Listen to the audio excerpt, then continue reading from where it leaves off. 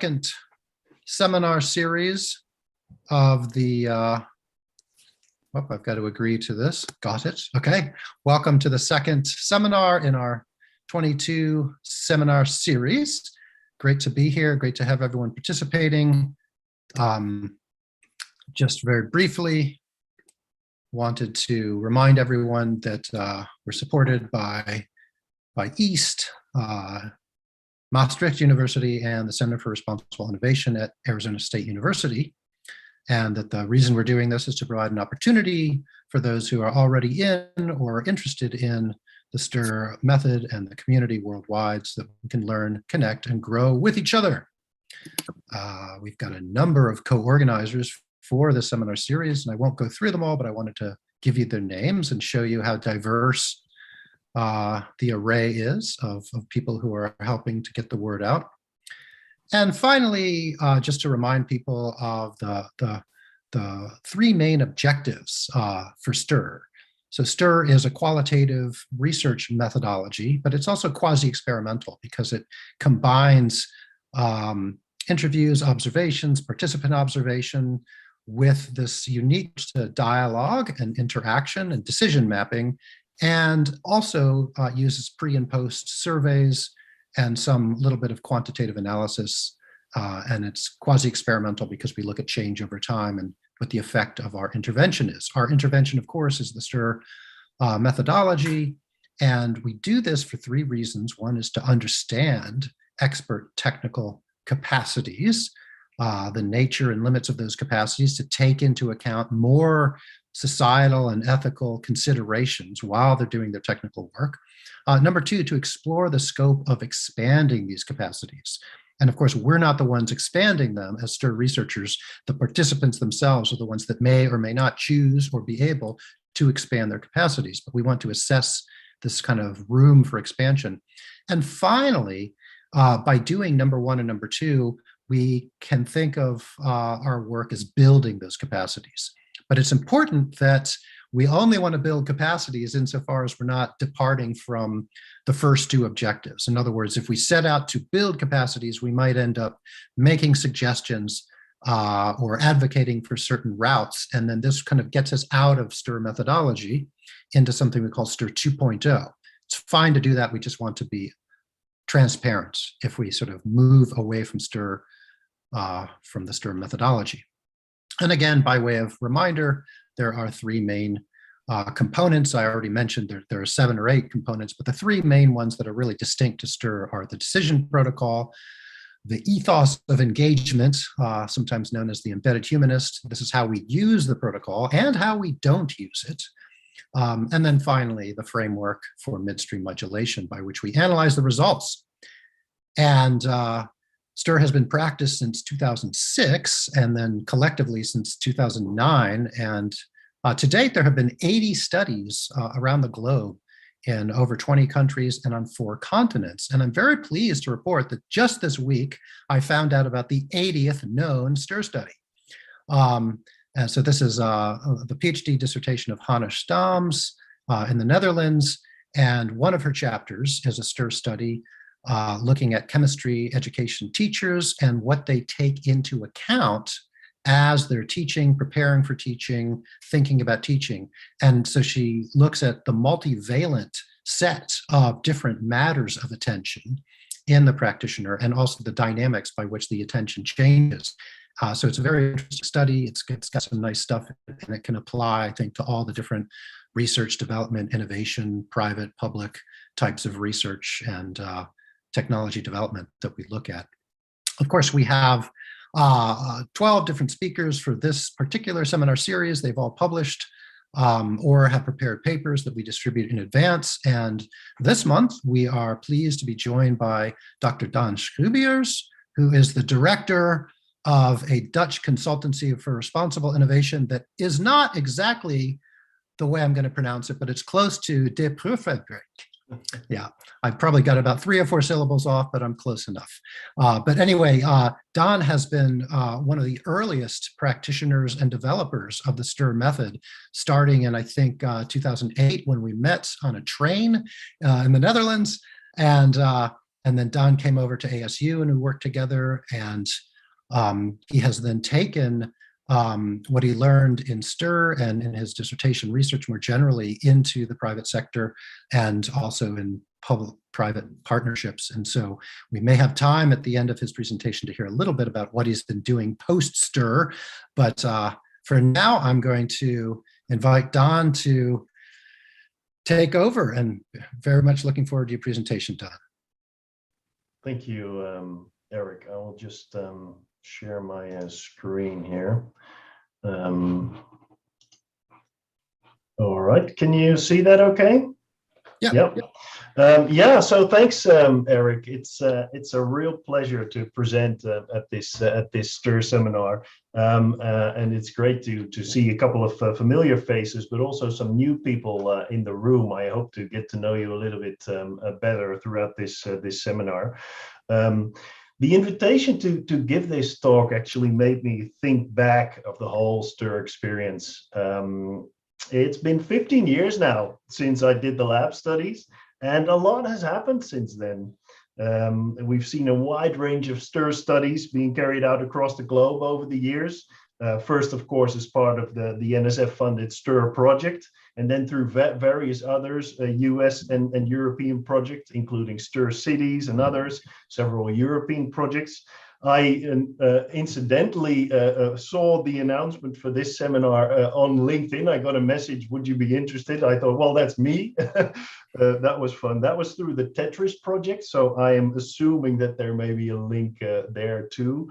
The Journal of Responsible Innovation was launched in 2014. We witnessed the rise and fall of RRI in Europe. And I hope I'm not offending anyone with this, but at least in Europe, interest in RRI is waning. We'll come back to that, I think.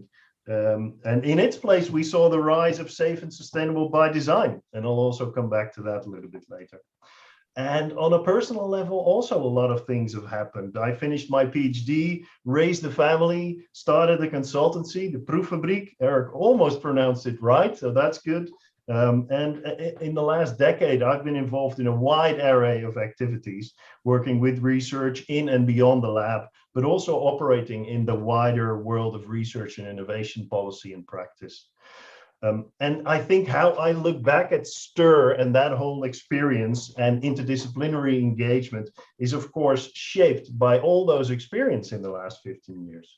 So how to make sense of all that in the 90 minutes that we have in this seminar?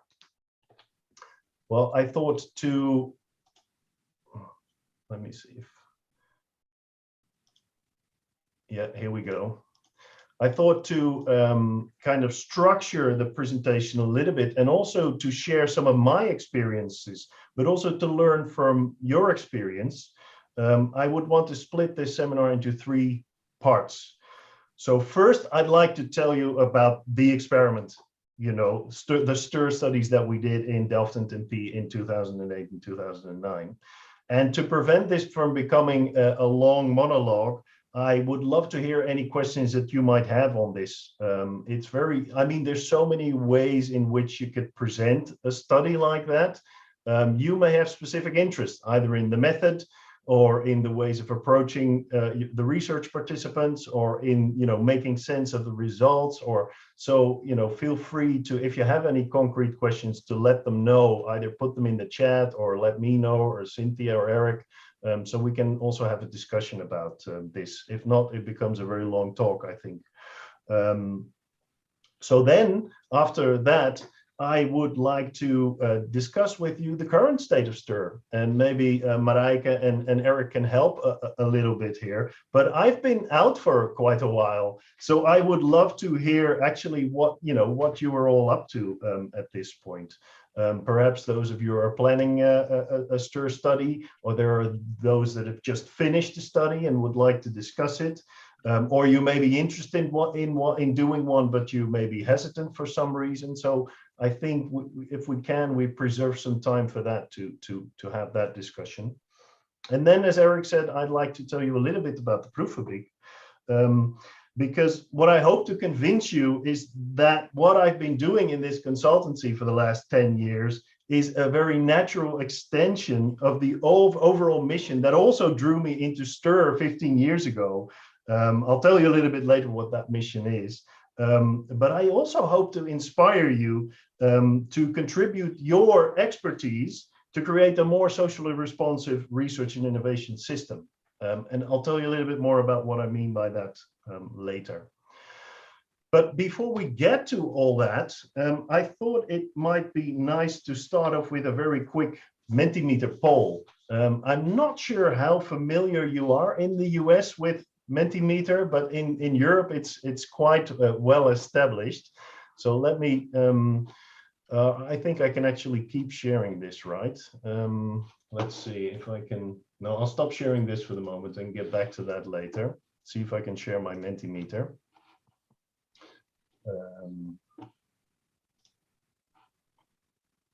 Here it is. Can you see that? Yep. Yes. All right. So if you're not familiar with Mentimeter, the ID is, I'll put that in presentation mode. Oh. The ID is that you go to menti.com and you fill out the code that is on the top of your screen. And I can also, if I push a button, let's see, I think it's this one. No. Where is it?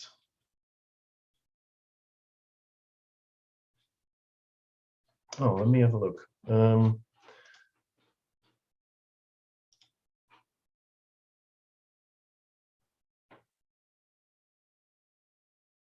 I can't find it. Anyway, I see that some people are finding their way into the room already. So that's good. I don't know where it is. I have 3 people in the room now. Is anybody having difficulties getting in? I see there's 4 people. So if you're in, just press the heart and you're in. All right, as people are trying to find their way in, and let us know in the chat if you can't find your way in. Let's just see. What is your involvement in STIR? I would like to know. Oh, there's some responses coming here. So some of you have done a STIR study in the past. Some of you plan to do a STIR study in the future. And some of you have a general interest in the topic. So just to kind of get a sense of your involvement, who is planning to do a STIR study in the future? Could you please just let us know?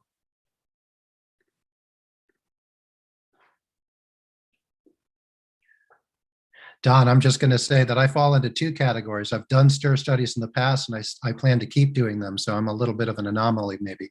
Oh, okay, that's good. That's good. Well, maybe not. Maybe there's more of you. But the person who is planning to do a STIR study, please feel free to. But I'm not sure if you can unmute yourself, actually. Cynthia, do you know this? I can unmute myself. Yeah. Okay. We hear you. Lyric? Yes. So my STIR study, I'm still learning the protocol, and I'm doing an independent study where I am conducting STIR exercises with my coworkers at a university in Arizona. And so, you know, it's really challenging because I work in an IT department, and a lot of the people I work with are very overloaded. So I'm thinking I want to study workplace stress and how engaging in STIR affects that. Interesting. And you're saying a university in Arizona. Is it Arizona State University, or are you at a different one? I'm at a different one. So the one I work at is Northern Arizona University up in Flagstaff. Yep. Yep. Nice. So welcome. So we may come back to you, Lyric, at some point to get a sense of what STIR is up to now in part 2 of the meeting. Thank you. And Sounds good. Antonia, sorry. And Antonio, I see you also unmuted yourself. Yeah, I'm also interested in doing a kind of STIR study, but I will talk about this later because we're doing a kind of variation of STIR, but I'm very interested in STIR in general and in doing a STIR study, yes. Nice. I'm just not so experienced as the rest of you, so I'm still not so confident. Okay. Oh, well, we should definitely talk about it then, but let's reserve that for part 2, maybe, Antonia. Is that okay? Yeah. All right. So 2 people plan to do a STIR study. That's good. And just to get a sense of me of you know, when presenting, could you just let us know what your background is? And I know, you know, most of you are probably somewhere in the middle, but I've deliberately made it a binary choice. You're either a social scientist or you're a natural scientist, just to get a sense of what you associate with most.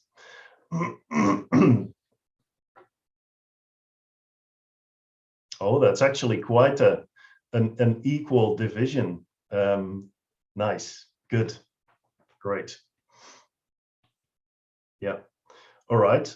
And then I think I have one more, and then I'll move back to the presentation. Right, this comes back to the point that we were making last month with Steven's presentation. Is your interest in STIR mostly academic? Again, I'm trying to make this as binary as I can, so I said purely academic, but are you above all curious to observe on how interdisciplinary interactions in the lab work? Or are you what you might call interventionist in the sense that you want to change how science and innovation are done? Yeah, and I'm just going to jump in, if it's okay, Daan, to make a comment about myself. So I'm interventionist insofar as, you know, I'm interested in STIR because I want to improve the governance of science and society. However, I'm also very rigorous in terms of insisting that you sort of stay within this very constrained mode of doing STIR. So even though I'm responsible for anybody who's, you know, sort of holding back their interventionist spirit, it's not because I don't care about changing the world, right? It's just because I think the best way to do that is in this more controlled manner. Yes. Yeah. Good. Yeah, I think we'll also come back to that actually, either in part 1, 2, or 3, or in all of them. Actually, I think it's a key topic that we're discussing. All right, I think that's it for the moment. Anybody else want to comment on this slide? If not, I'll go back to the presentation. Comments, please feel free. No? All right. Well, as I said, I think we're going to come back to this. I'll stop sharing this and I'll try to share my PowerPoint again. All right. Let's see if that's okay. It's a little bit awkward. Yeah, here we go. Let's talk. So this is part 1, actually. This is STIR into microbiotechnology labs. And I thought it'd be interesting to give you a little bit of background to this study because it didn't come from nowhere.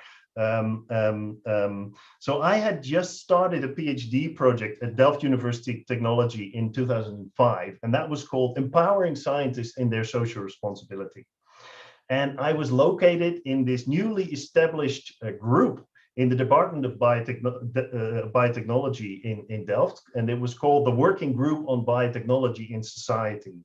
And the idea was that we, as a group of social scientists and philosophers, would work with the biotechnologists in the department to empower them in their social responsibility, whatever that meant.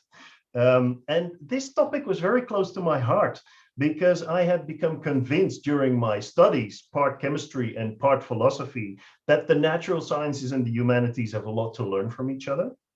And this interest in the integration of the natural and the social sciences only grew more during an earlier stint as a consultant for the task group on public perceptions of the European Federation of Biotechnology in 2002 until 2005. And at that time, there was, of course, an intense public controversy over biotechnology, especially GM crops, cloning. And by observing the concerns that social groups had and the wholly unsatisfactory response to those concerns by biotechnology enactors, so enactors, the researchers, the producers, and the policymakers enabling biotechnology research, I realized that somehow the concerns of societal stakeholders needed to be heard much more clearly, both in biotechnology policy and in research. So this PhD research was for me a unique opportunity to explore in close collaboration with the biotechnologists how broader societal concerns could be incorporated in the earliest phases of research in the research laboratory. And all I needed now was a credible approach to explore how to do such collaborative engagement. But then I quickly found actually there wasn't a lot to go on at the time. There were philosophical analyses of science and technology, like ones by Arie Rip, who you may know, and the Dutch philosopher Henk Verhoog. And there were ethnographic studies, think of Bruno Latour, and there was action research. But there was actually very little in the way of concrete approaches to engage in philosophical exploration with researchers in the research laboratory. So being able to identify a scientifically, rigorous, accepted approach to tackle my main research question, I was at a bit of a loss. And even more so because for the researchers that I was supposed to work with in the lab, the idea of social responsibility was not to change anything that they were doing in the lab, but instead it was to explain better to concerned citizens how wonderful biotechnology was, how it was going to save the world. And if people were critical of biotechnology, it was because they didn't understand yet all the benefits that it would bring. And with hindsight, I shouldn't have been too surprised at that stance, but there you go. So I was at a bit of a loss, but then fortunately, through my literature review of social responsibility in science, I got in touch with Arie Rip, who was then at Twente University, because Arie had written a thesis on social responsibility in chemistry in 1981. And as we talked, Arie suggested that there was this guy named Eric Fisher, and he happened to be in the Netherlands, and he might have just the thing that I was looking for. So I read Eric's paper from 2006, which you may or may not know. And this is actually what Eric and Roop Mahajan wrote in 2006. I'm just going to read out on the screen here. No clear implementation methods exist for US legislation on integrating societal considerations into nanotechnology research and development. Well, exactly my problem, An empirical study was thus undertaken to investigate the possibility and utility of socio-technical integration during nanoscale engineering research in an academic setting. Okay. For 12 weeks, an embedded humanist interacted with 3 graduate engineering researchers to identify and assess opportunities for influencing research decisions in accordance with societal concerns. So, I knew at that point that I had to find out more. And Eric did happen to be in the Netherlands, actually, at the time. So we met in The Hague just a couple of days later, and we hit it off straight away. So Eric was looking to follow up on his initial study in Boulder, Colorado, that this paper was about, and I was looking for my rigorous approach to tackle my PhD research questions. So that was good. So in the end, we came up with the following research questions to guide the study. So the first is, to what extent can midstream modulation be used as a framework to render the broader socio-ethical dimensions of research visible in the laboratory? And second, do research participants consider critical reflection on this broader context to be relevant? So these questions should be understood in the context of the PhD research. Could the framework help to merge the 2 types of expertise in any meaningful way? And so this is what we did in the end. We did one study at the Department of Biotechnology where I was located. That was in June to November 2008. And the second one, a little bit later, at Wim Vermaas's lab at the Center for Bioenergy and Photosynthesis at Arizona State University. And they're working on cyanobacteria. And the people in Department of Biotechnology are working on yeast. So it's industrial biotech, let's put it that way. So then we try to be as scientifically rigorous as any qualitative research would allow. So this table kind of suggests that we had 4 research participants that we would have, or I would have, high interaction with. And high interaction in this case means we do the pre and post interviews. We meet several times a week in the lab for a period of 12 weeks. And we apply the STIR protocol to our conversations. And then we gauge, the outcomes of those, that data, so to say. And we had 4 controls. So we just did the pre and post interviews. So we could look for comparable traits to the researchers in the different labs. So that's also why you see it's rather structured here, having the same, let's say, what's the word, distinction between basic research and applied research in the 2 universities. Same type of study. Anyway, in retrospect, I think maybe that was a little bit too much, but at least we did our best to make it as rigorous as possible.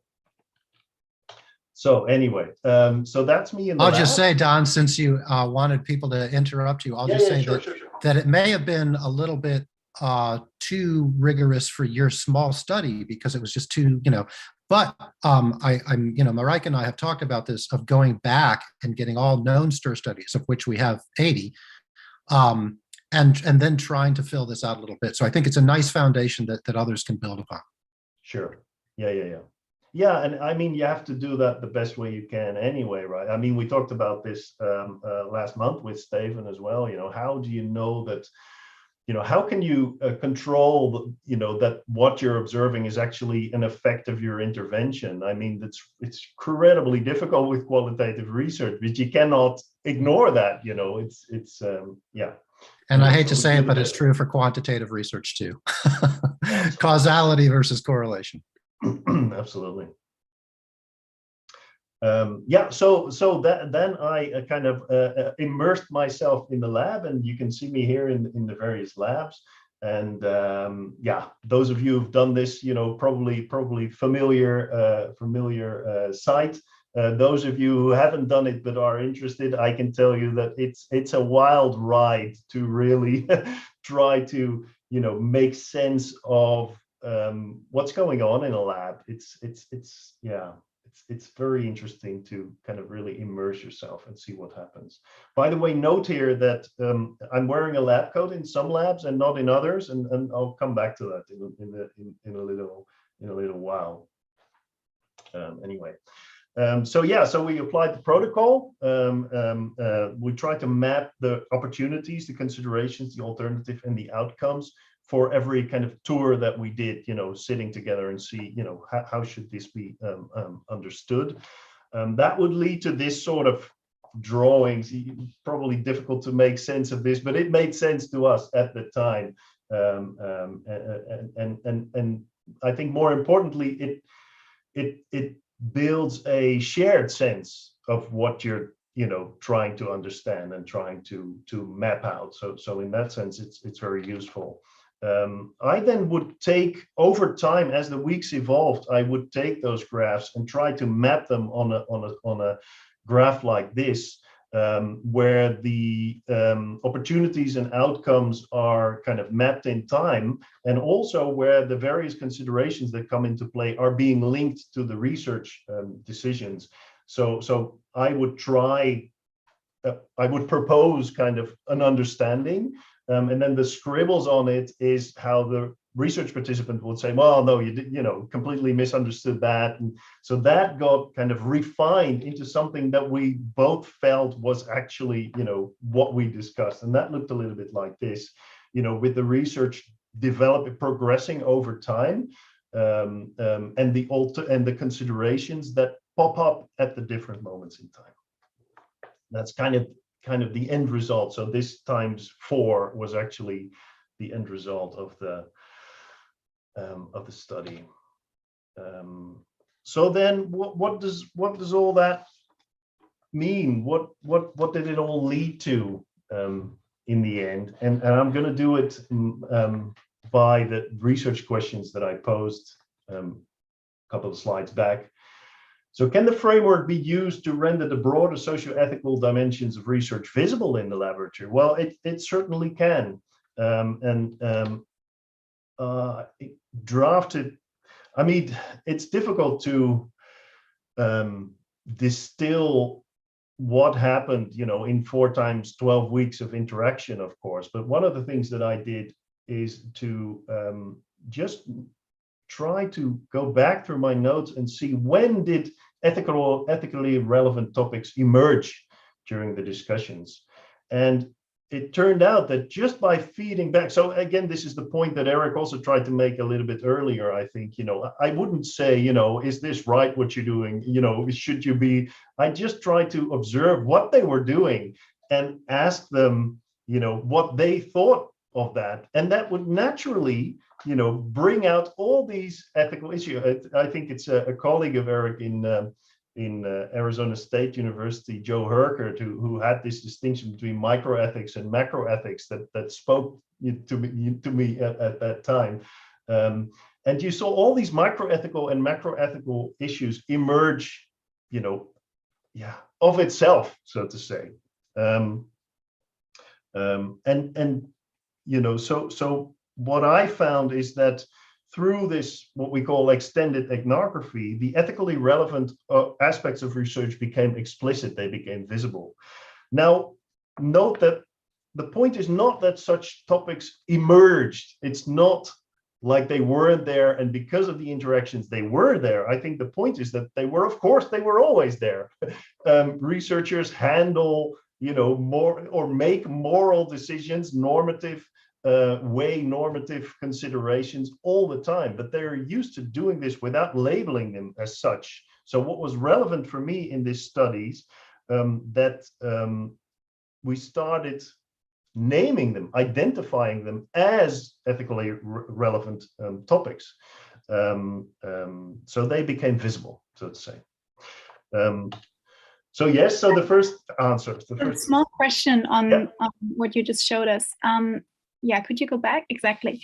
So the questions you raised here, does it then mean that you basically followed the STEER ethos in the sense that all these topics were addressed by them and then you reformulated them in the form of a question? Or were there also some questions that basically came up where you made the other person think about additional values? So just because you asked at the beginning about, are you rather on the interventionist side or on the observation side? And I would assume that the second one would be probably more on the interventionist side. And from your paper, I couldn't really figure out on which side you were exactly. No, and I'm still undecided. And I think Eric and I have been having, a decade worth of discussion on this. I mean, let's be clear. If you look at the background of my PhD was a lot more interventionist, so to say, than maybe a normal STAR study or a normal ethnographic study, because my idea was that research and innovation can enhance if ethical and societal considerations are being integrated and considered more explicitly at early stages of research. That was the hypothesis, so to say. So that's normatively laden, from the start, I would say.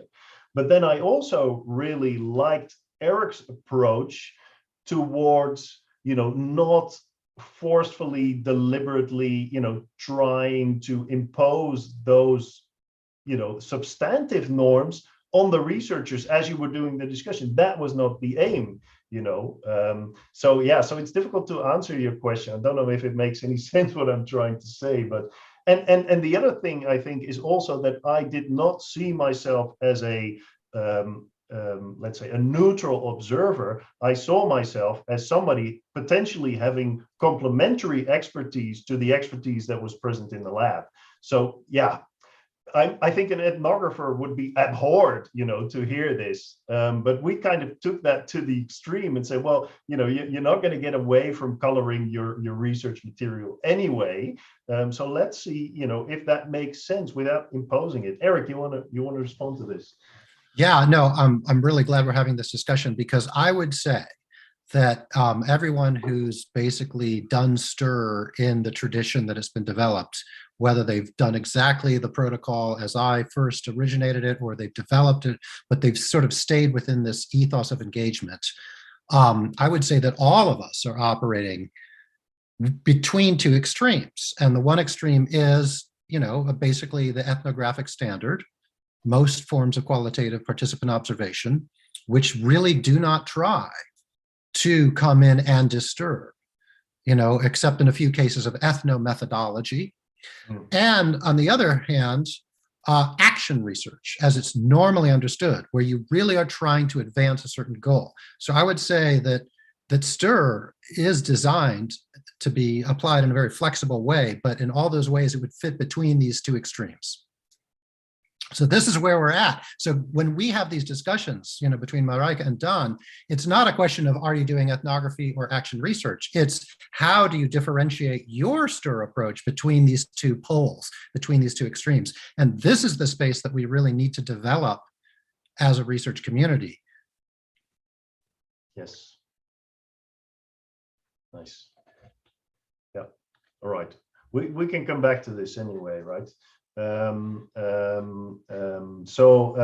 looking at the second research, so yes, so the first question, undoubtedly it became visible. Then the second question is, do research participants consider critical reflection on this broader context to be relevant? And here the evidence becomes a lot patchier. If try a few things. First of all, I think what I found surprising was that the perceived relevance of the interaction itself for the researchers at the time was actually quite big. They thought it was extremely helpful to have some, of course, PhD in the lab is a lonesome person. So, they're probably happy with any attention they get, but still, that sort of, structuring and reflection, they really appreciated it. And I'm just picking this quote because it's the nicest one, but, it was shared among the 4 people. So everybody should perhaps reserve free space in their agendas every now and then. Stop all experiments and think. Maybe should one integrate this in each and every PhD project, that someone from outside the faculty comes along and you need to account for your actions towards that person, and the guy sitting in front of you would only have to ask why this, why that, couldn't you do that differently, and how does it work? So apparently, that satisfied a need with the researcher, and and that is, I'm running ahead towards part 3, but that is a consistent finding that I also found in my consultancy later. So that's interesting in itself, I think. And the other finding that is also in the paper is this story that developed around environmental health and safety. So if you look at this laboratory, I won't say where it is or who it is, but the person, nice lab coat, it's all clean and tidy. Then in the other lab, no lab coats, one big mess, stuff everywhere. This is lab 1. And this is lab 2, and importantly, I noticed the people in this lab using 2 gloves to handle acrylamide, which is nasty substance. It's really carcinogenous, nasty stuff.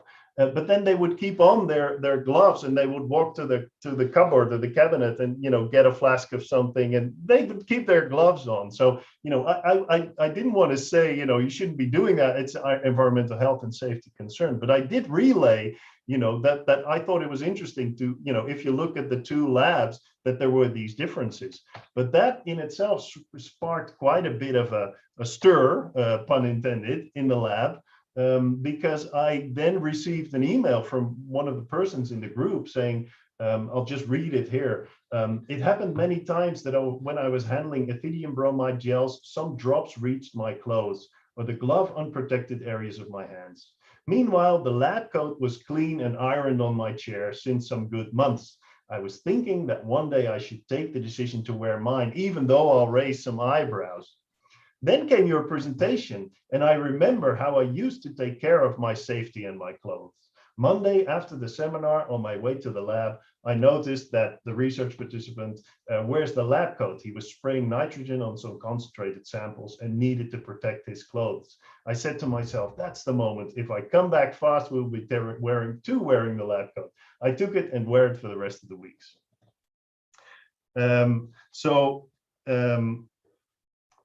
That's, don't get me wrong, it wasn't my point that the researchers should be wearing lab coats.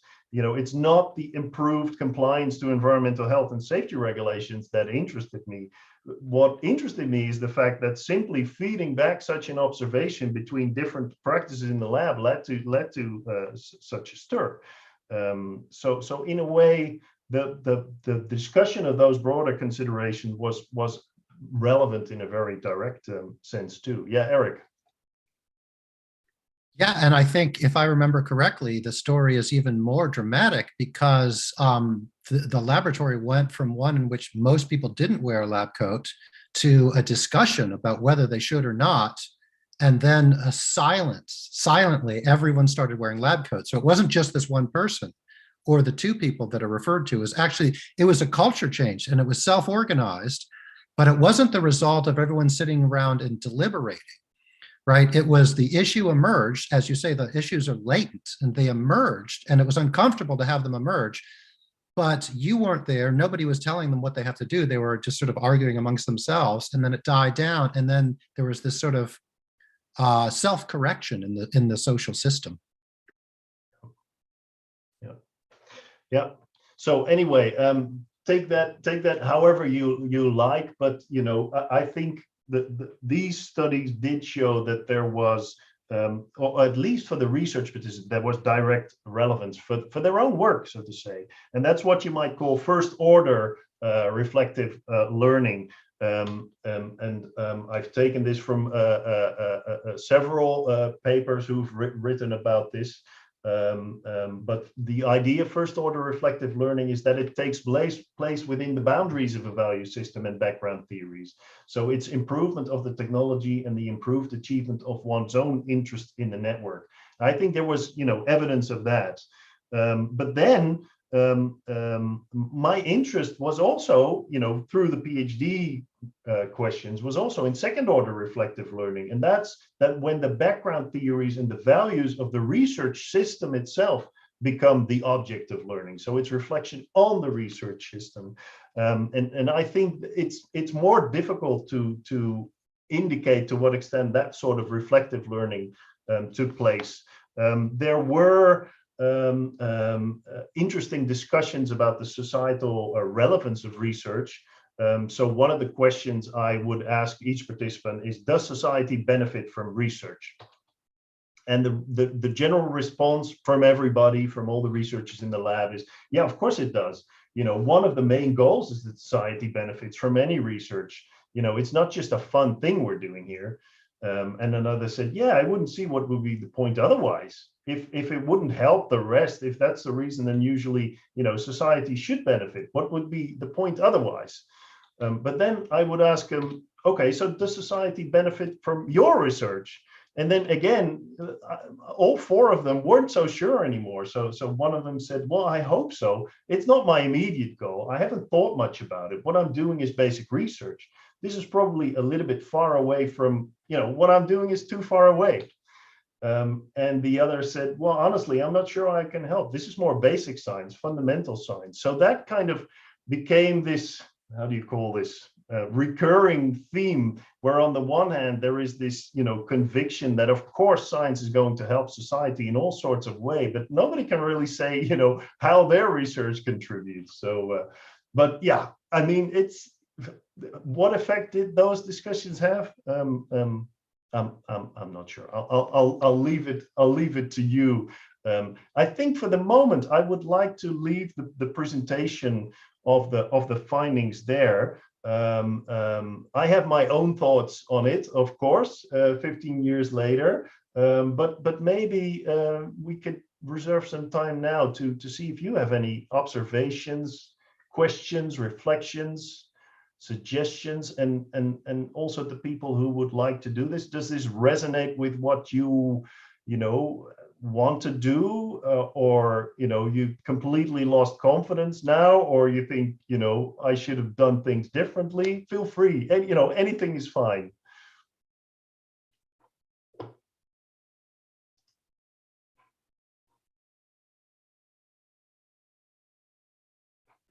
Yeah, Marika. Yeah, thanks for this interesting presentation. So I actually wanted to follow up on your story about the lab coats, because I also have a lab coat story. It didn't make it in the dissertation, but I still found it interesting because what I observed in a laboratory was that people were putting on lab coats as soon as journalists arrived.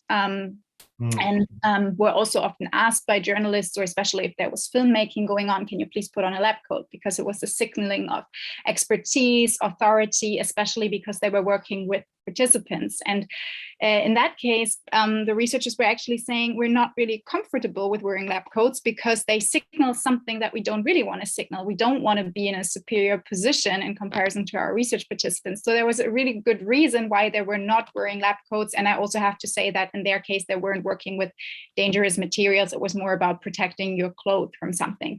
But that made me think maybe there were good reasons why the researchers in your case weren't wearing lab coats, especially now that Eric mentioned there was a big discussion on whether to do so or not. So I don't know, were there some reasons why people would not wear lab coats? And why was in the end your intervention the one basically convincing them to do so? So maybe you have some more ethnographic insights on that.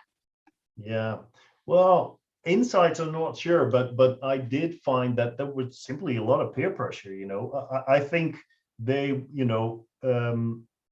they were working with carcinogen substances, so I think and also they were working with microorganisms, so I think it was very valid to wear the lab coats in principle. But you get this group think where you don't want to be what is it what is a nice word to say you don't want to be somebody who's I don't know the English expression, but somebody who's always kind of more neat and more tidy than anybody else. Eric, do you have a word for this? Felix Unger of the Odd Couple. There's the neat guy and the sloppy guy. Yeah. So there was a lot of that. And then I think that's also in the quote that I showed, that's exactly what happened. So, nobody does it. Well, you feel the odd one out if you're wearing that lab coat. And then when I showed, well, actually, in the other lab, this is very normal, and everybody does that. That was a reason for her. She felt empowered to kind of make that point again. But that, of course, also is breaking the rules of the lab where you're working, and you're making yourself vulnerable there. So that's also why I think the discussion got so difficult, because somebody's saying, what we're doing isn't right here. And the other lab I know quite well because I spent a long time there. And there is a lady from the environmental health and safety, control, whatever, management, and she's just on top of everything. So nobody dares to take off their lab coat because they're expelled immediately. So I think it's very much a cultural thing, and it's latent in the group and empowered by each of the individuals. So it either becomes a vicious cycle or a virtuous cycle, I think. I'm just going to put on the light here because it's getting dark in the Netherlands. Eric, you wanted to comment? Yeah, I wanted to point out that it's important for us to recognize that there are two levels of this discussion. One level is what's the right thing to do? Should you wear a lab coat or not? Right? But for me, there's a much more interesting question that gets to governance, and it gets to the capacity of scientists as individuals, as small groups, as communities who are quasi-autonomous to participate in governance more robustly, even if we don't change these big techno-economic structures and paradigms. And that is the ability of small groups and large groups to self-organize in a way that changes culture. So we're talking about culture change, and we're talking about organizational change. And this is more interesting because it's cultural and organizational change around a normative topic. So instead of saying that these sort of deficiencies, these moral deficiencies in scientific and technological production that are, to some extent leading to social inequities and environmental destruction, that these need to be changed simply from the top down by government laws. It's also saying, well, there's another resource, guys, and that is the ability of human beings as individuals to interact and shift incrementally. Now, this is not going to solve every problem that we have, but without it, I think we're lost. And in the absence of strong, hard laws, which we may never get, it's at least something we can do now. And what is interesting about Daan's case here is that just by asking questions, he triggered this process.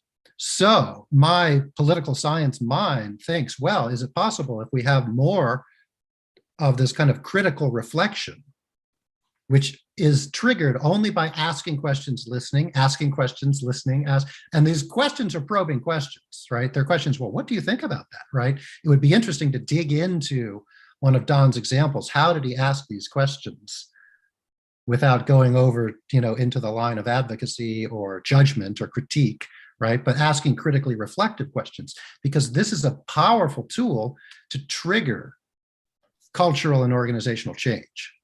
I'll stop. Oh, that's good, Eric. In the meantime, though, I see, and also, I mean, for everybody, this is the end of part one, so to say. So we're about to move to part two. That's the current state of STIR. And I missed actually quite a number of comments in the chat, but there has been some discussion there. Would you like to comment on it? I see Lyric has made a comment, and Juan Carlos and Maximilian. I think I'm just going to try to give the floor to each of you in turn. So Lyric, you have a topic for later. Maybe that's now. Do you want to comment? Yeah, that sounds good. So my comment was about in-person versus virtual studies. And I kind of started learning about STIR a few years ago after the pandemic had already started. So every study I've ever done has been virtual. And particularly with the group I'm working with, we're all in IT and we're all working from home. So people are very hesitant to turn on their cameras. And that is a concern for me because, you're not connecting as well as you would if you were in person. And so as the facilitator of the session, I am trying to build comfort with this person. So I'm like riding this line between asking them to turn on their camera, and I will lead by example and just turn mine on, and they don't have to turn theirs on if they don't want to.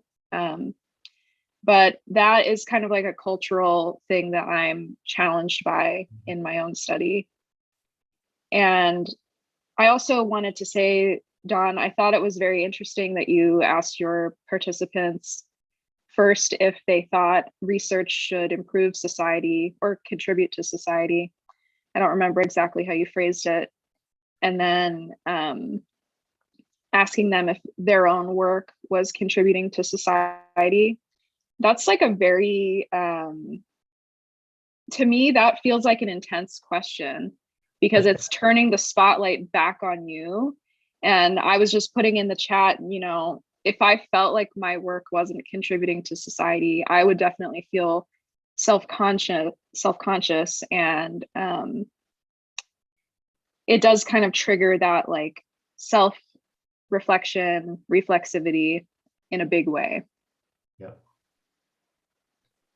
So coming back to that last point first, yes, it was and I think I was only able to posit that question at later stages of research, when you really kind of, you know, they felt comfortable and at ease, and we had an understanding and rapport, and they knew that, you know, I wasn't putting them on the spot. And I think, you know, by simply posing those questions, they did, you know, seriously start to think about, you know, what kind of, where does this mismatch come from, and what does it mean? You know, if none of us can explain what the benefit is of what we're doing, then how can we all be so sure that the whole thing benefits society? So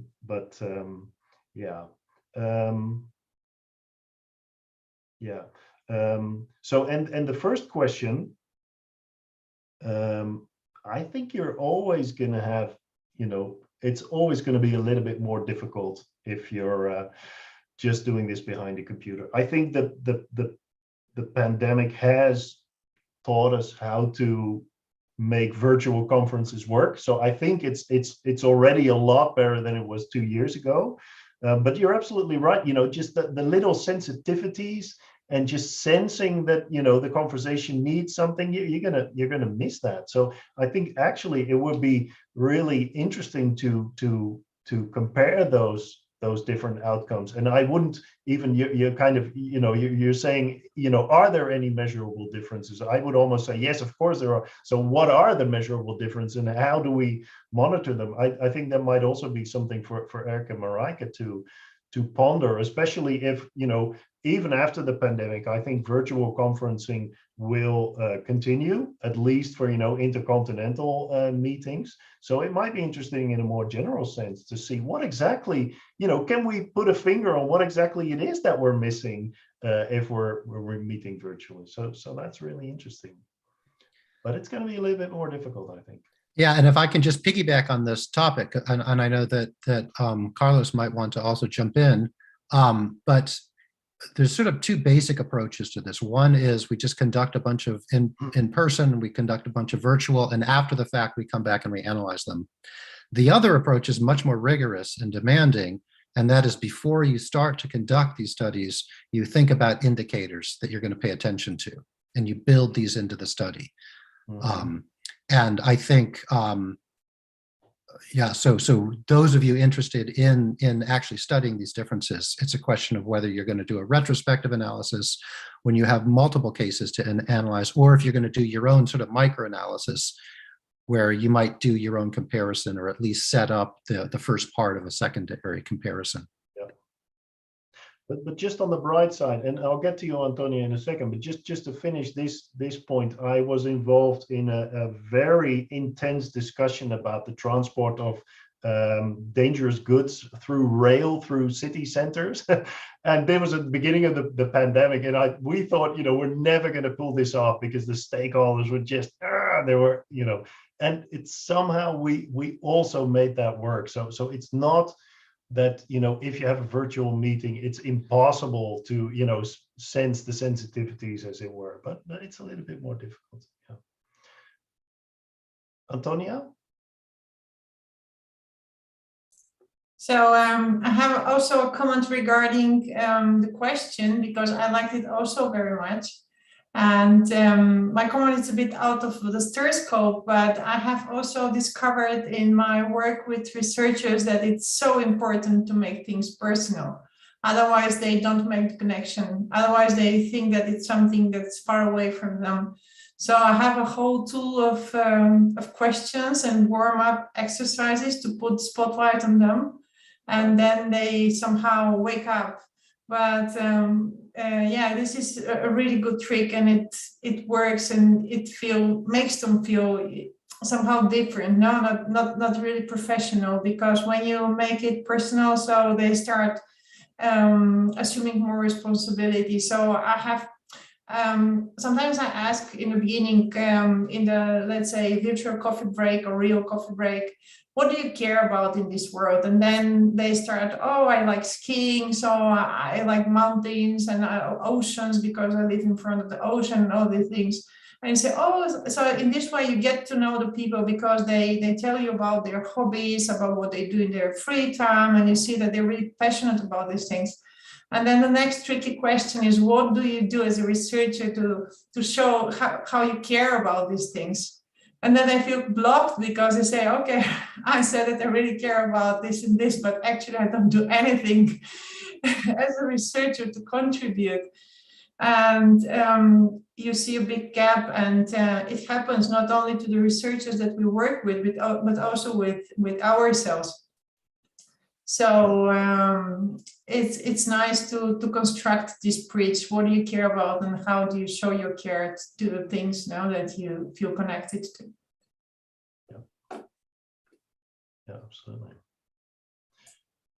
I saw that there were still some comments from Juan Carlos and from Maximilian. Juan Carlos, do you want to expand on your comment?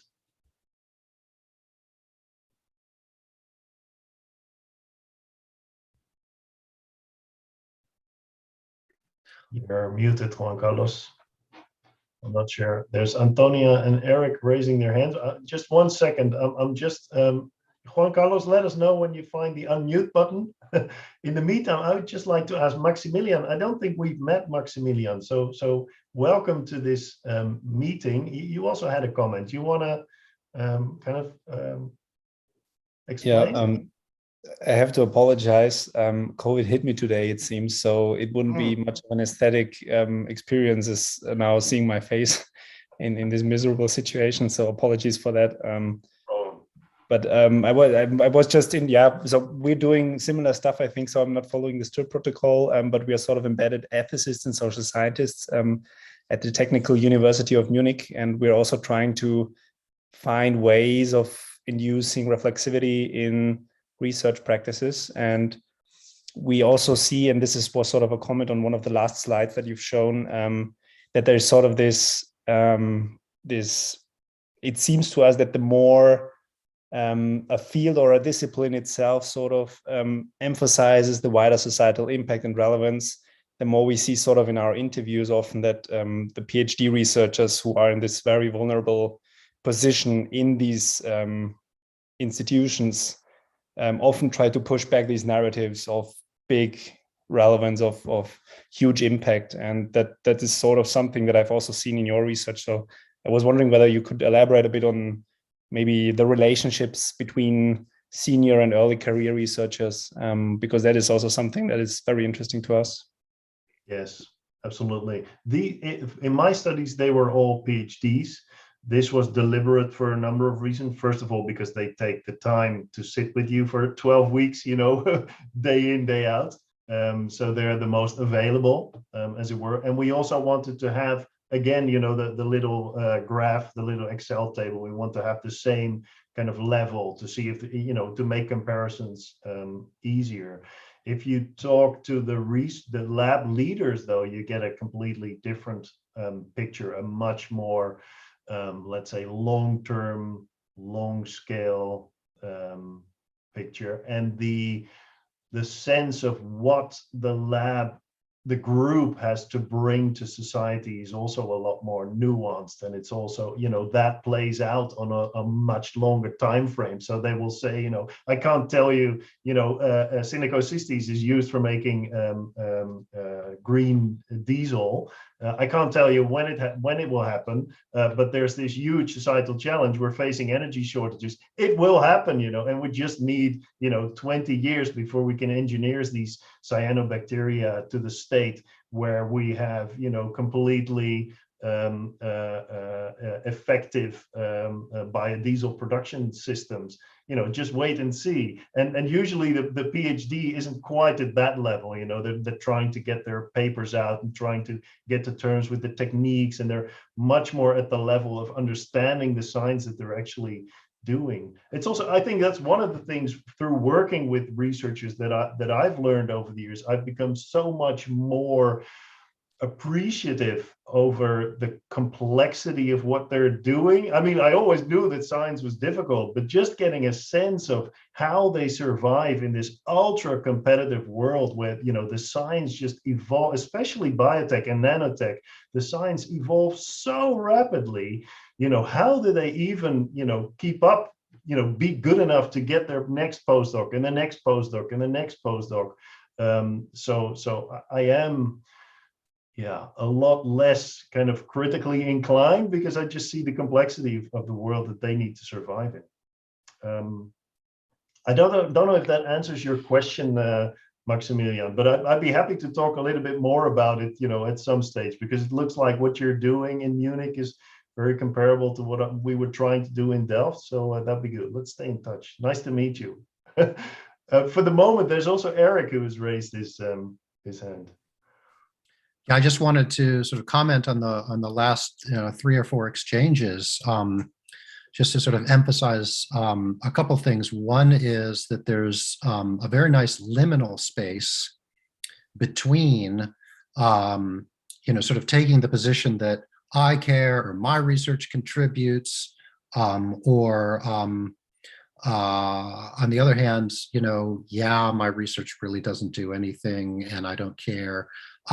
Or the second person, you should care or you do care, right? So these strong normative positions, right? What we're all talking about and what Antonia was talking about, bringing people into this liminal space where you go, well, I say that I care, and on some level I do care, but now I clearly have to face the fact that in my behavior and my choices, it's not showing up.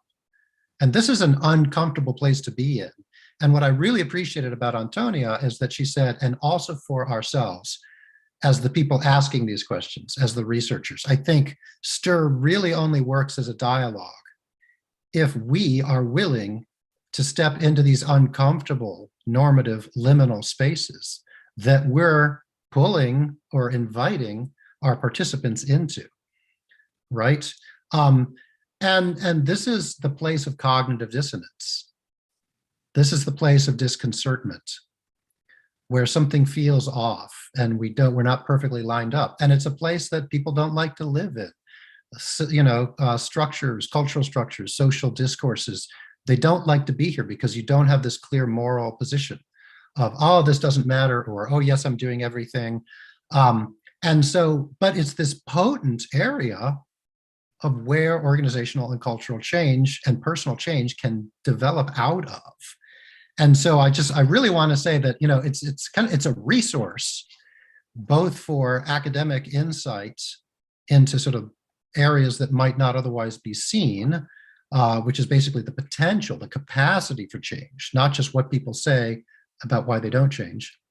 But it's also, then it relates to Maximilian's question, because you can see how the differences emerge across cultures, across age groups, across social positions, positionality. And I'm just thinking of cases in which PhD students and postdocs would say things like, well, this really isn't my responsibility. It's the lab directors or it's my supervisors. And then you talk to the supervisor and they will say almost flippantly sometimes, either they give you a line, yes, it's all taken care of, or they sort of open up and they say, well, I just have to lie in my research proposals, otherwise I won't get funded. The system is corrupt, right? Mm-hmm. And then of course we're, from a standpoint of governance, we think, well, couldn't it be better? And what can we do that's different? Well, there's different responses at that level. One is we can write a report, we can make policy recommendations, we can try to intervene into the situation and become action researchers and say, why don't you change right now, right? But another potential approach and response is to just keep doing STIR. Stay calm and keep stirring, because this reminds everyone that there are these liminal spaces, these liminal normative spaces where we feel a dissatisfaction with our relationship to our work. And this is collectively felt, but it's not usually given voice. And so this is, again, the power of stir, and this gets into Alexander Haustein's ideas of resonance, because we can then resonate with these latent, unexpressed, invisible feelings, affects, emotions, but also intuitions and cognitions, and sort of build them and allow them to grow in strength, because then they will urge their human embodied subjects to then maybe, have a second order reflexive moment, which might lead to action based on that.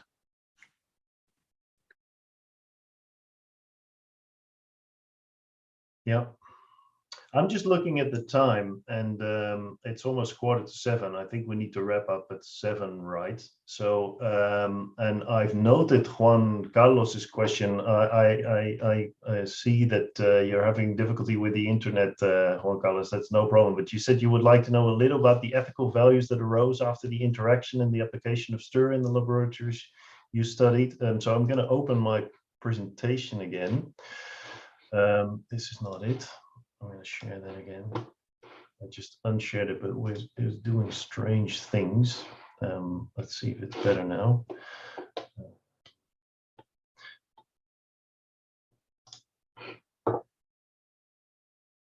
Yeah, just to kind of wrap this up, I also been thinking about, hang on.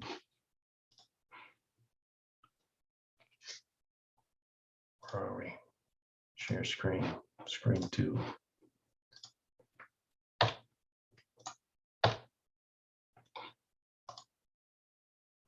I also been thinking about, what do I think of, what do I make of this all of this 15 years on, and the response, I think this holds a response to Juan Carlos. The first thing though is that, that this exercise was a deeply enriching experience to me personally. I think this deeper understanding of how science is done in the lab has really helped me to do what I do now as a consultant much more effectively. So I think that's one point of reflection that I have. The second is that, what I really like about stir, as I was saying, back in 2006, 2007, there wasn't a lot to go on. And I think stir has been, something of a movement. And this is just a picture, Eric, I dug up from my from my albums, and this is us in Vatnahalsen.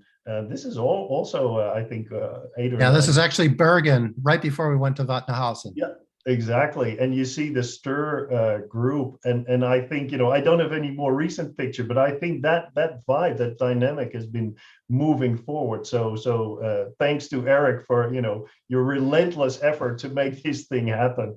But that it feels good to be part of such a movement. And even though I'm doing completely different things, I somehow glad to still be a part of that movement. On a somewhat more let's say sober note, and in response to Juan Carlos's comment, I think I have been caught up a little bit with the resilience of the research system, in the sense that, if you look back on what actually, happened, or what difference does it all make, these, 15 years of banging your head against the wall of research, maybe not so much. With Wim Vermaas also, we had hang on, we had let's say a brief moment of reflection, interviewing the research participants 2 years after. I think it was in 2010 or 2011, and you also found there that the kind of the experiences on that side were rather short-lived. And that's I think a consistent finding that I have been finding. Researchers are genuinely interested in engaging with different sorts of expertise that maybe has something to do with, how they're wired. But it still seems to be very hard to, to make that have any effect on what they're doing in, on a day-to-day basis. And I'm not sure what the others think of this, but yeah, that's how I experienced it. I'm just trying to get rid of it's a bit weird. I have these two screens, and PowerPoint seems to mess up my control of that because it's in presentation mode. I'm just gonna get out of here. Try to get back to the next part of the presentation. You're now seeing the picture, right? I'm just going to stop sharing for the moment.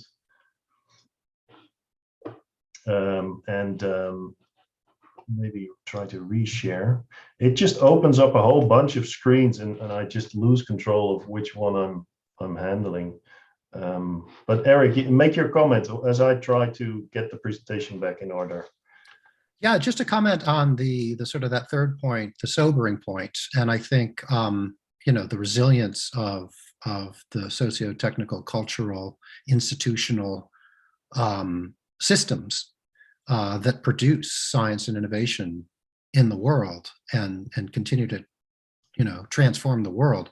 On some level, it's disappointing to reflect on that, but at the same time, we have to remind ourselves that this was the situation that we began with. This is why STIR was developed, and this is why we started using STIR, because we saw how resilient these systems are, and we thought, well, is there anything from within? Are there any seeds of change from within that we can understand? And then understanding these, right? And I think we've been building up some understanding of some of those seeds. And so now the question is what to do with them. One option, which I just voiced earlier, is to keep on stirring and to hope that it reaches critical mass. Another is to input this information into organizational design, institutional design, project design, program design, policy design, okay? But I just wanted to sort of point that out. And then another sort of comment is, in terms of this long-term capacity building, I think it's a good research question that we have to take up as a community, and that is, maybe one 12-week study isn't enough to build long-term capacity. But then again, we don't need somebody in the laboratory stirring every day of the week, every month of the year, right? So what is the sweet spot? And one idea that I've been toying with for a while is, well, maybe if you just get a visit once a year and the visit's only 3 weeks long, right? So we can sort of imagine these future worlds in which STIR or something like STIR, some version of critical reflection that's part of practices gets embedded, and it's not too painful to include it. It's not too expensive to include it, but it gives just enough to enhance the agency of scientific actors. Yeah. That sounds like a good segue in the last bit of this presentation. I realize it may be a little bit much because we've covered a lot of ground, but just to kind of give you some idea of how I think, for me, what I try to do in the consultancy, in the Proeffabriek, is a very logical extension of all those questions that were raised as part of the STIR study and the PhD. So I just love to share with you a little bit, and hope also to hear from you whether you kind of see any connections with what's going on in STIR at the moment. So just bear with me for a couple of minutes as I try to explain what this is about. One step back.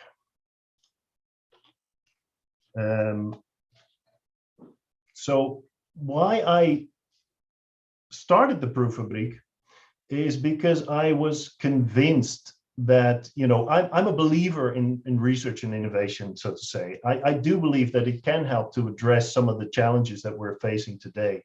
But, in my the way I see it is that the way research and innovation are working is we're just not getting the results that we can or we should from research and innovation. So my mantra has been ever since that social value creation needs to be put at the heart of research and innovation governance. So realizing social and environmental benefits in addition to economic gain. And here I think is also where you'll recognize the upstream, midstream, downstream picture. And Eric and I have been discussing this quite a bit. I still think, that the midstream is an important arena to open up research decision making to a broader range of voices. But I'm also getting the sense that, we have to, simultaneously, as it were, work on the upstream on making societal challenges a research priority, and on the downstream to make sure that social and environmental indicators are included in the appraisal of technologies. So that's what I've been kind of working on for the last 10 years or so. It's been an incredible ride. And I think part of that is because you do see that the tide is turning in a way. If you look at the Green Deal in Europe, you can say, well, bureaucratic exercise, but just imagine whether that would have been possible, say 20 years ago. I mean, in a way, there is, beneath the surface, there is just such a shift and such a rising awareness, at least in policy, of the need to change. So I think the impact of what's going on there shouldn't be underestimated. And, coincidentally, for me, that's been a great wave to ride on, as it were. But I would argue that at this point, that wave is becoming so big that there are many more people like you and me, like the people in the room now, who both understand the innovation system from inside out, but also have a sense of the societal dimension of all that, and who know how to work across disciplines that are urgently needed to help shape that transition. So I'm actually, inviting you to become, part in that transition, and that plays out partly in the lab, but also partly beyond it. And I would just like to give this example of safe and sustainable by design that is now being adopted as a formal concept as part of the European chemical strategy. So I've been working with Bart Walhout, some of you may know Bart, at RIVM, and also with the Ministry of Infrastructure and Water Management to develop this concept of safe by design, now safe and sustainable by design. And in a nutshell, it means that safety and sustainability considerations are incorporated in research decision making from the very first stages of research. Sound familiar, right? But so what it means is that researchers need to start thinking about the chemical traits that the products they help create, and the ways that these products might be used when they enter the marketplace, and what may happen at the end of their life cycle needs to be thought out by researchers from the get-go. And that means that somehow we have to close the cycle of this linear innovation model and try to feed back the insights from society and environment back into the design stage. That's the big challenge, and I think that challenge may look familiar to some of your people. And the picture that I have here is taken from a series of interviews that I did with people at the RIVM, the Dutch National Institute for Public Health and the Environment in the Netherlands. And I said, I asked them, what sort of expertise do you think we need to realize safe and sustainable by design? This is what they came up with. So, disparate fields of research, circular economy, safety policy, design, societal responsibility, and within that, very disparate partial fields, so to say, that all need to come together if we want to make safe and sustainable by design a reality.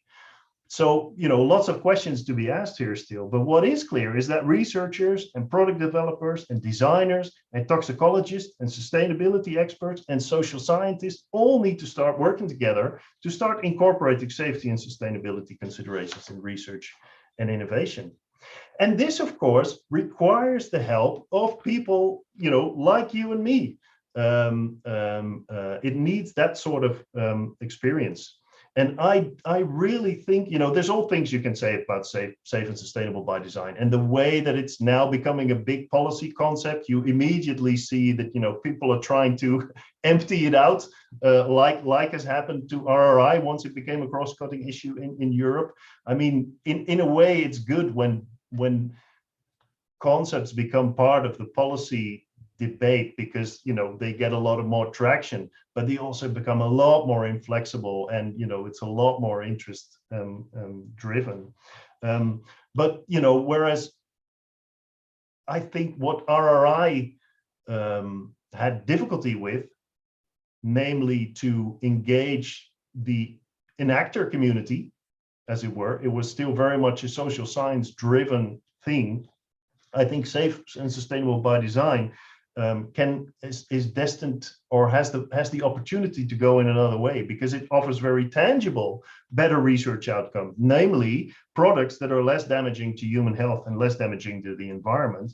And it also offers a credible way how to get there, namely through this iterative, interactive design approach that has been shown to deliver results in some cases. I'm not sure how familiar you are with green chemistry or with cradle-to-cradle or circular design or inherently safer design, but there are kind of approaches that actually do show that things can improve in a quantifiable and measurable way. But as I said, we need new forms of interaction between the various disciplines involved. And I also did another short-term research project for the Ministry of Infrastructure and Water Management to kind of explore how you could incorporate what the ministry called a reflexive component in technical research aimed at safe by design. So this was a great opportunity for me to map all those various experiences, with STIR, which is kind of in model 2, the researcher and the embedded humanist, but also other models to kind of see how you could build in this reflexive component. Anyway, there's a lot to say about this. I'm looking at the time. I'm not going to go into too much detail here because I'd like to get some final comments from you back. But, with this short expose, I hope, that I've convinced you somehow that the Proeffabriek is a natural extension of the interdisciplinary engagement that you're also working with in STIR, and also to inspire you to contribute to, work towards that socially responsive research and innovation system, in the lab, but also beyond it. Just one final note, I was also able to help the ministry with an NWO call, which is a Dutch science, it's like the Dutch NSF.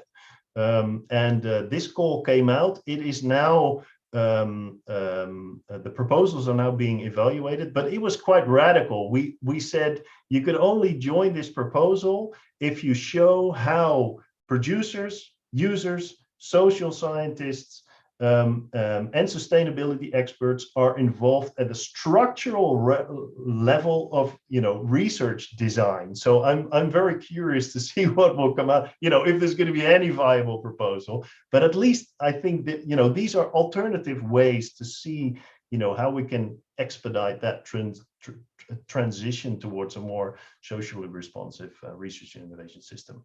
I'll stop there, but maybe I'll also stop sharing so I can see your faces again. Any final comments on this, maybe?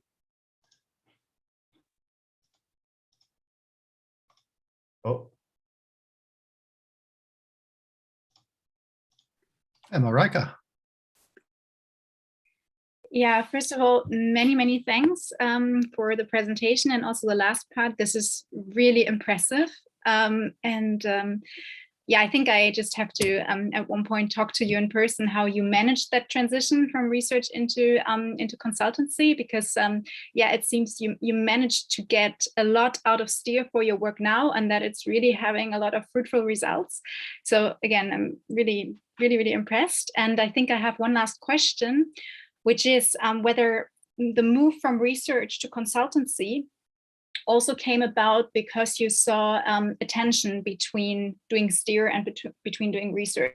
And just a concrete example, I had a research participant who was actually at the end of my STEER study also commenting on the relevance of STEER for his or her work and saying this is high, but that it would have been better if I had not tried to exploit our conversations for research purposes, because of course I was recording it. He knew that he would be anonymous, but still there's some hesitancy of opening up, and that he would actually have preferred to have this really just between us and as a consultancy, in the form of consultancy or personal training, coaching, however you want to call it. There's so many different words for it. So was that also a reason that you made that move, or did you actually feel the two were pretty compatible?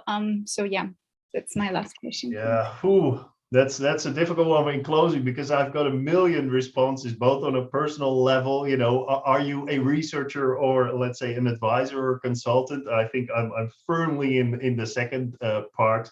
Also, I felt doing the PhD, I love the rigor of doing science, but I don't like the fact that, our careers are determined by the papers we write about research that we did a year ago. Once I finish the research, I want to do the next, once I did the study, I want to do the next study. And I don't care, if my peers, scrutinize what sort of effect it had.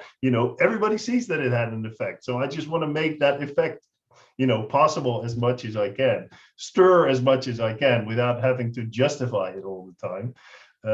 But also, I think on a more, let's say, on a level of social responsibility, I really feel that, our expertise is needed, and it's an unmet, need still. The academic world, and the consultancy world, there is so much knowledge, let's put it that way, in the academic world that I would say needs to be put out there and needs to work in The Hague and in Brussels and in Washington, and it's just not happening. So I was invited by the European Commission in an advisory group to come up, okay, so, sounds good what you have to say. Show me, who can do this. And I really had difficulties coming up with people who would just set aside everything to work on those policy questions, because, it's interesting, but I'll only do it if I can write a paper on it, or, if I could put a PhD on it, and it's going to take 4 years. Well, sorry, but then the commission is gone. So I think, I'm ranting a little bit because I have so many kind of beliefs around. Maybe we should just continue that conversation later over a beer or a coffee, Marijk, sometime. And I'll just say, let's continue the conversation as a group, because I think a lot of people have ideas that can contribute to that. And, the first thing that occurs to me is that we can lobby and raise funding, whether it's public or private, for fellowships that allow faculty, postdocs, and PhD researchers to actually slip into that mode. Of course, people are trying this all over the place. ASU has a number of initiatives, but really nothing has really taken hold to the extent that it steps up to the vision and the urge and the need. So let's keep the conversation alive. Thank you so much, Daan. Thanks, Marijk, for that question. Thanks, Daan, for an amazing seminar, and everyone for their participation. Really, really appreciate it, and looking forward to next month. Absolutely. Thank you for inviting